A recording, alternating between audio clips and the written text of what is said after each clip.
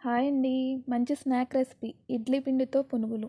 పైన క్రిస్పీగా, లోపల స్పాంజీగా చాలా బావుంటాయి. దానికోసం ఇడ్లీ పిండి, 3 స్పూన్లు బియ్యపు పిండి, 3 స్పూన్లు మైదా పిండి, 3 స్పూన్ల ఇడ్లీ రవ్వ. ఇడ్లీ రవ్వని కడిగి వాటర్ మొత్తం పిండి వేయండి. కొంతమంది ఇడ్లీ రవ్వ వాడరండి. వాళ్ళు ఇడ్లీ రవ్వ ప్లేస్‌లో బొంబాయి రవ్వ అయినా వేసుకోవచ్చు. అదేనండి సుజీ రవ్వ. బొంబాయి రవ్వ అయితే డైరెక్ట్ వేసేసేయండి. రుచికి సరిపడా సాల్ట్. నేను ఇడ్లీ పిండి వేసేటప్పుడే ఉప్పు వేసేస్తానండి. అందుకే కొంచెమే వేశాను. జీలకర్ర వేసి బాగా కలిపి అరగంట నుంచి గంట వరకు పక్కన పెట్టండి.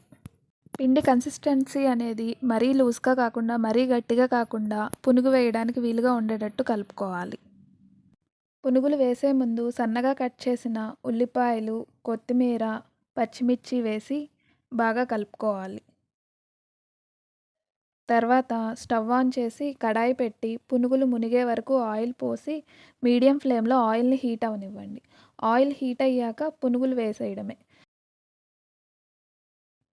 పునుగులు వేగేటప్పుడు మీడియం టు హై ఫ్లేమ్‌లోనే ఉంచాలి. మరీ హై ఫ్లేమ్‌లో పెడితే పునుగులు ఫాస్ట్‌గా వేగి లోపల పిండి పిండిలా ఉంటాయి. సరిగ్గా వేగవు. కొంచెం కలర్ వచ్చాక తిప్పుకుంటా ఉండండి. పునుగులు వేగి క్రిస్పీగా వస్తాయి. అప్పుడు ఒక బౌల్లోకి తీసి మిగిలిన పిండిని కూడా వేసేయడమే. అంతే అండి. ఎంతో టేస్టీ అయిన ఇడ్లీ పిండి పునుగులు రెడీ. ఈ పునుగులంటే మా వారికి చాలా చాలా ఇష్టం. ఇవి స్నాక్‌గానే కాదు, మార్నింగ్ బ్రేక్‌ఫాస్ట్‌గా కూడా అడుగుతా ఉంటారు. ఈ వీడియో నచ్చితే లైక్ చేయండి, షేర్ చేయండి, సబ్స్క్రైబ్ చేయండి.